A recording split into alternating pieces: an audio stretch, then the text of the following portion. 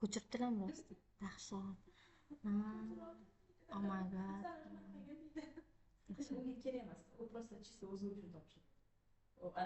Shuni ham chet qilib chiqdilar.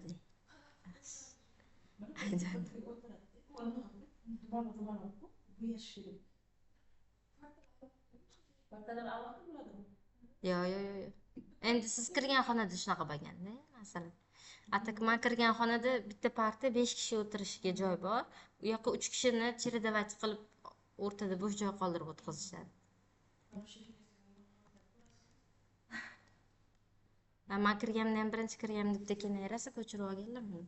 Okay, короче, давайте. Perfect zamon. Perfect zamon nima edi desa, bitta vaqtgacha tugagan ish harakati deb gaplashdik. Misol uchun, hozir men gapirib turgunimgacha qilib bo'lgan ishlarimni present perfect deb beraman. Misol uchun, uni life experience bo'lishi mumkin dedik, eliji qo'lingizda rezultati bo'lsa. Life experience nima edi desa, men shu kungacha 25 ta kitob o'qib olganman, 5 ta davlatga sayohat qilganman, prezident bilan uchrashganman, bla bla bla bla bla bla. Shu kungacha hayotimda qilganimda, keyin uni ichiga nimalar kirardi desa, necha marta qilganingiz, nechta narsani erishgansiz, keyin qachon qilganingiz ahamiyati yo'q bizaga. Именно aniq vaqti kerak emas, no fakt, что siz hozirgacha hayotingiz davomida qilib bo'lgansiz. Yokida men allaqachon deb already just bilan ishlaganingizda ham never ever bilan ishlaganingizda ha mayli. Keyin qo'lingizda rezultati tursa, kirvasiz. Misol uchun kecha ketayotganimda xonamiz kir bo'lib yotuvdi. Kelsam top-toza bo'lib qolibdi. Nima deyman? Kimdir xonani tozalab qo'yibdi deganimda somebody has cleaned the room deyman. Nimaga? Chunki has cleaned bizada u kiradi, tozalandi. Mana hozir menda toza xona bor degan 3 ta gapni o'zining ichiga olib kirib ketadi degandik.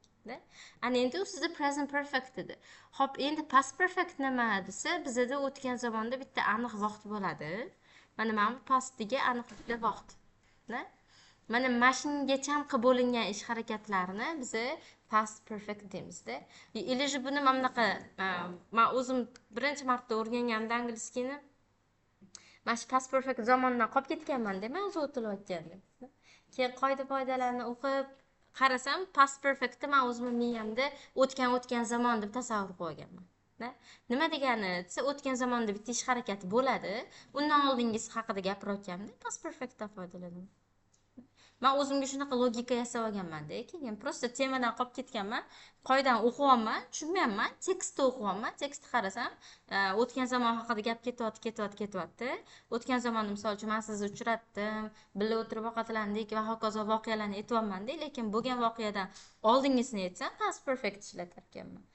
O'tgan zamon ekanda deganman, bo'ldi, shu bilan yashab ketganman keyin. Xo'p, qanaqa hosil qilamiz desa, o'zi gaplashgandik, have verb 3 bizda perfect bo'ladi deganmizda. Keyin uni zamonga solayotganingizda have kerakli zamonga solasiz. Agar present perfect bo'lsa, demak siz have, has, verb 3, ya'ni verb 3 deganda nima deymiz? Fe'lni 3-shaklida go, went, gone, do, did, done da o'shalar. Endi past perfect bo'lsa-chi, конечно, olasizda have o'tgan zamondan bo'ladi. Had keyin 3-shaklga keltiradi. Demak, future bo'ladigan bo'lsa agar, men nima derkanman desa, will have perfectdan foydalanar ekanman. Assalomu alaykum. Ha, kiravering. Okay. Tak, demak shunaqa gap edi. Oddiy, masalan, men o'zim o'quvchi sifatida o'zimga yordam bergan narsa, o'tgan zamon ekan, malades deb ketaverganman-da. Xo'p, endi men bitta ozgina teoriya, men bu qoidalar bor. Bitta ko'ringlar, nima deyapti, qachon ishlatiladi. Situations and states before the past. Hozir aytgan gapimda, o'tgan zamondan oldin bo'lgan hodisalar. I had lived next to the gym for a couple of months before I decided to join. Qarang, u bir kuni jimga join qilishga qaror qildi. Men bo'ldi, bugundan jimga qatnayman debdi. Ungacha o'sha jimni oldida u bir necha oy yashagan ekan. Demak, jimga qo'shildi. Bu past o'tgan zamondagi bitta ish harakat. Undan oldin nima bo'luvdi desa, u bir necha oy yashab qo'yuvdi o'sha yerda degan narsa. Sizda aniq bitta voqea bo'ladi. O'tgan zamonda men mana shu ishni qildim. Ungacha boshqa ishni qilgan edim deganda, siz past perfectdan foydalanasiz. Unaqa qiyin emas o'zi aslida. atak mana bu yerga qaytsak, qarang. Biz o'zi qachon past perfect foydalanamiz? Misol uchun, odatda by bilan yillarni bersa, 2000-yilgacha deylik, 2000-yilgacha men 5 ta davlatga sayohat qilgan edim desam nima bo'ladi? I had traveled to 5 countries. Men 5 ta davlatga sayohat qilgan edimda. Yokida I had been to 5 countries. Bu narsani bilamiz, I have been to da bo'lganman, bo'lib qaytganman degan narsada. Endi qarang, mana bunaqa narsada qiziq narsa. Agarda men 2000-yilda deylik, moved to Uzbekistan, O'zbekistonga ko'chib kelgan odam bo'lsam, 2000-yilda O'zbekistonga ko'chib keldim deylik. Keyin undan oldin, undan oldin I had been to 5 countries. Men 5 ta davlatda bo'lganman. Mana 2000-yilgacha, men 2000-yilgacha deb beryotgandim. Ammo men 2000-yilni voqea bilan beryapman-da. Keyin undan avval men 5 ta davlatda bo'lganman. Mana shu ikkita gapni men kombinatsiya qilsam bo'ladi. Buni zamonla moslashuv deydi. Nima bo'ladi? Qarang, men O'zbekistonga ko'chib kelgunimga qadar 5 ta davlatda bo'lganman desam, ko'chib kelishimdan oldin yokida. Qanaqa tuzaman shuni? Sizda nima bor? Before, ayting endi.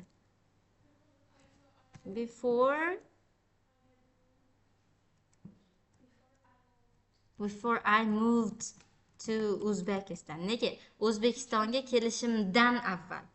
Agar men before'ni I had been ga qo'shib qo'ysam, 5 ta davlatda bo'lishimdan oldin bo'lib qoladi. Before I moved to Uzbekistan, I had been to 5 countries. Qarabsizki, sizda zamonla moslashuvi ikkita oddiy gap bo'lmadi endi. Sizda endi qo'shma gap, virgullari bor bo'lgan qo'shma gap bo'ldi. Demak, biz olib shunchaki nima qilib qo'ysak bo'lar ekan, gaplarni birlashtirib qo'ysak bo'lar ekan. Keyin sizda zamonlar moslashuvi deydi. Endi uni azarda rosa qoida qilib bergan-ku, no.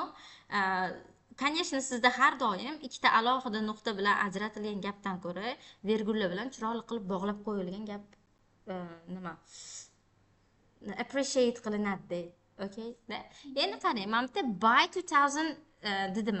Mana mana shu before ni o'rniga nima qilsam bo'ladi? Desa, by the time I moved to Tashkent bilan ishlasam bo'ladi. Okay? Ya'ni men agarda by yilli bilan ishlatardim, agar men voqea hodisa butun gap bilan ishlatmoqchi bo'lsam, by the time dan foydalanishim kerak bo'ladi. By the time I moved to Tashkent, I had been to 5 countries. Before bilan bir xil narsa. Farqi yo'q. No, by the time perfect ni ko'proq talab qiladigan bog'lovchi-da. Before dan ko'ra by the time ishlatganingizda perfect ishlatishingiz chiroyliroq ham, o'rinliroq ham chiqadi. Okay. Completed actions before a moment in the past. Demak, o'tgan zamondagi bitta vaqtgacha qilib bo'lingan ish harakati. Nima qarang? I had already bought the computer game when I saw it was cheaper in another shop. Bitta magazinga boribdi-da, qarasa bitta o'yin rosa arzon ekan. Lekin ko'rguncha boshqasini olib qo'ydi. Yana o'sha narsa. O'tgan zamonda bitta sotib arzonini ko'rib qo'ydi. Arzonni ko'rishidan oldin sotib olgan. Hamma narsa borib, meni miyamda, masalan, shaxsan meni miyamda o'tgan zamonga borib taqalaveradi. Okay, keyin completed actions where the important thing is the result at a moment in the past. Mana qiziq narsa-da. Demak, sizda natija bor-da va o'sha natijani ish harakati mana o'tgan zamonda mana chizmaga qaytsak, tak. Mana bitta rezultat turibdi qo'lingizda pastda. Mana pastda rezultatini ish harakati undan oldin bajarib qo'yilgan. Ya'ni, men xonaga kelganimda ertalab xona tozalab bo'lingan ekan degan narsa. Keldim, xona toza edi. The room was clean. Misol uchun at 7 am deylik. Ertalab soat 7 da xona top-toza edi. Hozir soat 10 bo'lyapti-ku. Xona top-toza edi. Nima deyman desam, uni kimdir tozalab bo'lgan ekan desam, nima deyman? Somebody had cleaned it. kimdir uni tozalab bo'lgan ekan. Demak, mana mana shu gapni yana takrorlayman o'rtoqlar.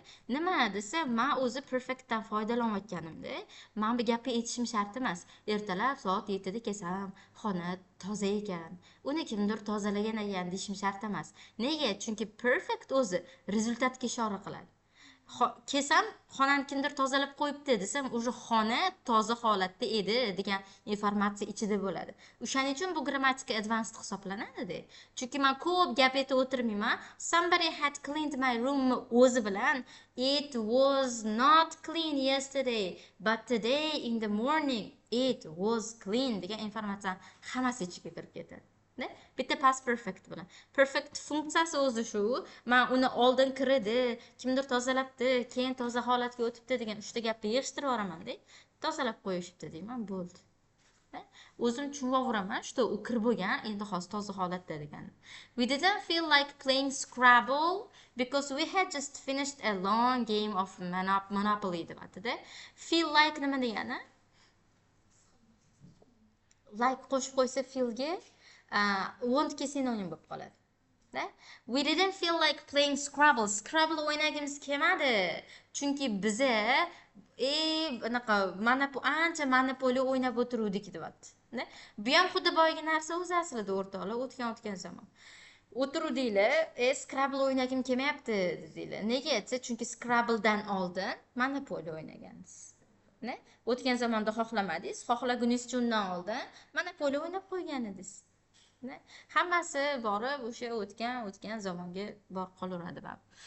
Xo'p, demak, there is often little or no difference in the meaning between past perfect and the past simple. O'sha narsa ingliz tilini nima yaxshi ko'radi? Qoidadan o'rgatadi, keyin o'zi shart emas deb qo'yish yaxshi ko'radi. Yana shunaqa informatsiya ketyapti. We had lived next to Jim for a couple of months before I decided deyapti. Boyagi Jimga qo'shilishga qadar bir necha oy yashab qo'yganimni men past perfect deb bersam ham bo'ladi, past simple deb bersam ham bo'ladi. Haqiqatdan farqi yo'q deyarli. Xo'p, nimaga unda biz jonimizni qiynab o'rganyapmiz desa, biz o'rtoqlar imtihonga tayyorlanyapmiz. Keyin imtihonda siz show off qilib qo'yishingiz kerak. Ya'ni men mana shu grammatikani bilaman, mana ishlatdim, ko'ringlar, menga balandroq ball qo'yib beringlar degan narsa. O'shaning uchun sizni ajratishingiz kerak.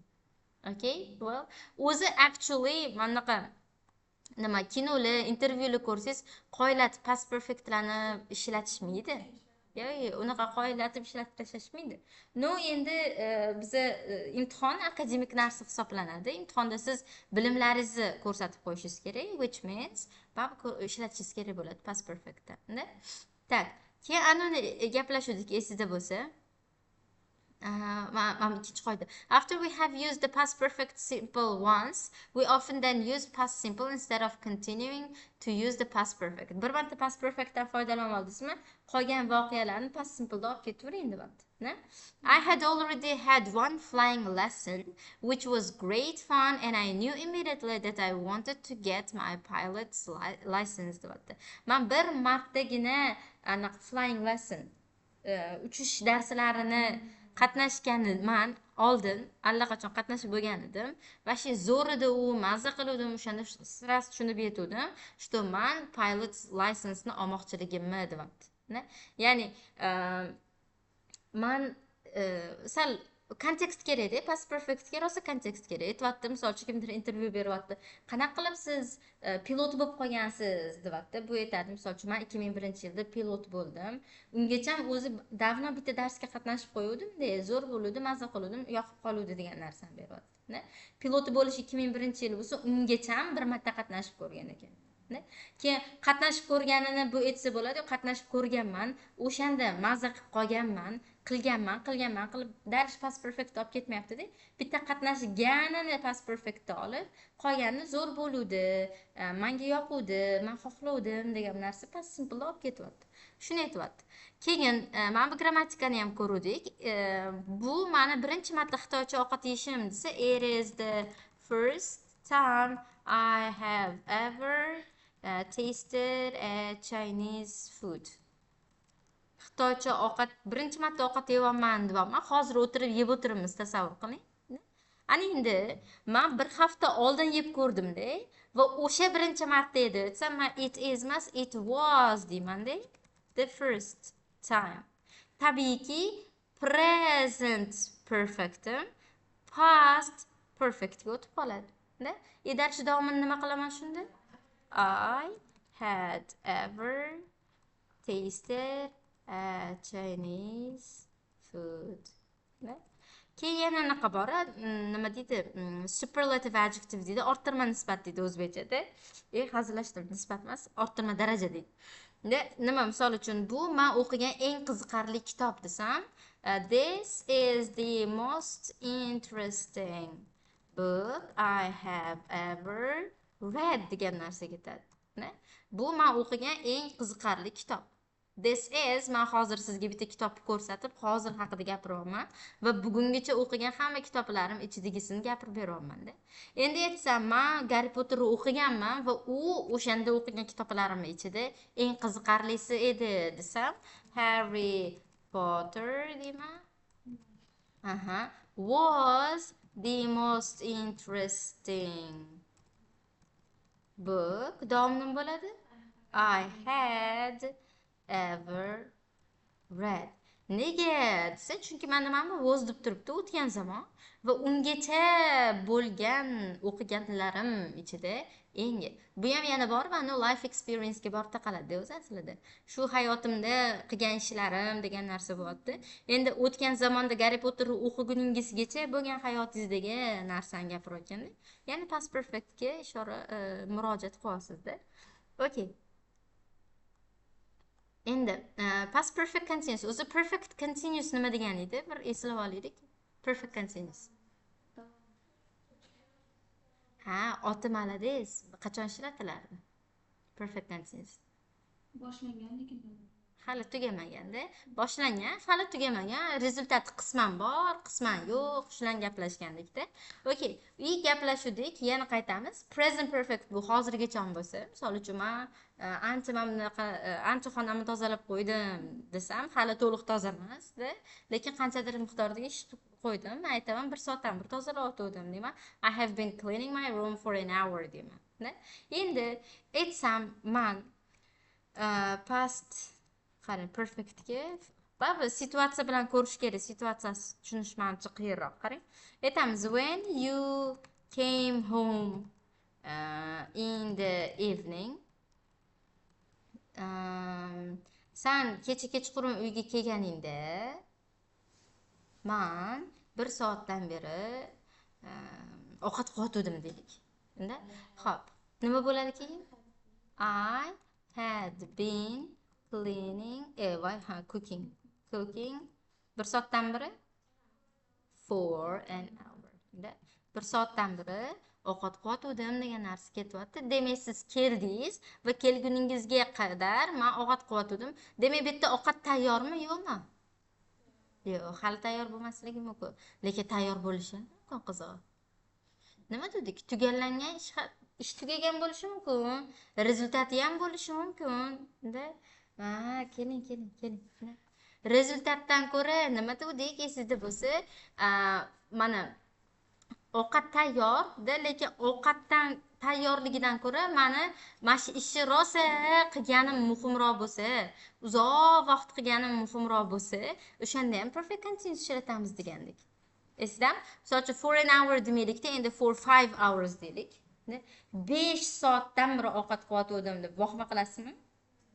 Ovqatingiz tayyor, lekin siz bo'ldingiz masalan. Rezultat turibdi, ovqatingiz pishgan, lekin sizni berayotgan fokusingiz nima? Ovqat emas, 5 soat nima sarflaganingiz-da. Ana o'sha paytda ham siz perfect continuous ishlatasiz. Buni gaplashuvdik, endi har xil bir teoriya, bir balo fantaziya qoidalari bor, ish harakatining davomiylik xususiyatiga ega bo'lsa degan narsa. Undan ko'ra men bunga e'tibor beraylik. Rezultatimizdan ko'ra qancha qilganingiz, o'shani aytaylik, qiynalib, boydan bir qilayotganingiz muhimroq bo'lsa, o'shanda ham perfect continuous ishlatamiz degan edik. Okay, demak, agarda hozirgacha 5 soatdan beri pishirgan bo'lsam, I have been bo'ladi. Kecha kechqurun siz kelganingizda men 5 soatdan beri o'lib qutulib ovqat qotgandim desam, unda past perfect bo'lib qoladi. Actions continuing up to a moment in the past. Shu o'tgan zamondagi bitta vaqtgacha bo'lib davom etib turgan ish harakat. Kecha kelgunizcha men ovqat qilib yurdim degan narsa. When you saw us, sen bizani ko'rganimizda, ko'rganingda, we had been running for 6 miles and we still had a mile to go. Qarang, tushuntirib beryapti sizga. Kecha demak siz yugurib yurganingizda birov sizni ko'rib qoldi-da. Siz aytyapsiz, sen meni ko'rganingda, men 6 mil yugurib qo'ygan edim уже, lekin yana 1 mil bor edi. Ishni qanchadir qismi qilingan, qanchadir qismi hali davom etyapti. Buni yugurib turganda ko'rganda narigi odam. Keyin u aytyapti, yana mana shu yerda u ko'rgani muhim emas, uni 6 mil yugurgani, ya'ni ishini qancha davom etgani muhimroq bo'lyapti. Yana borib shunga taqalyapti. Action stopping just before a moment in the past. Aytyapti, hozirgi ovqatimizni misoli-da. Bitta ish harakatidan sal oldin tugagan ish harakati, lekin bizga uni tugagandan ko'ra qancha davom etgani muhimroq bo'lsa.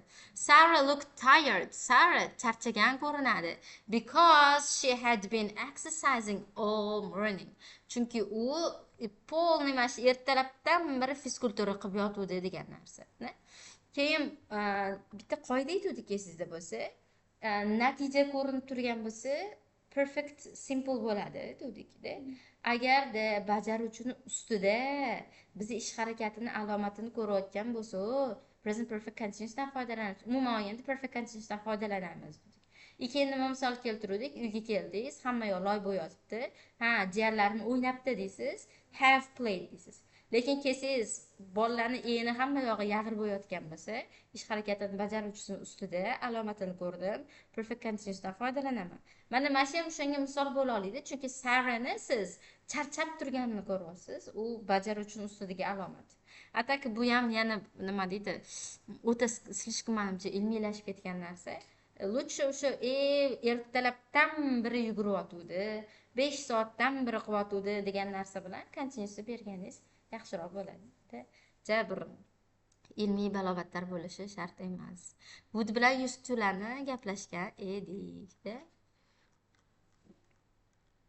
Tak, demak, bu hozir vocabni gaplasha olamiz. Tamam. Shu bo'ldi, yetadi.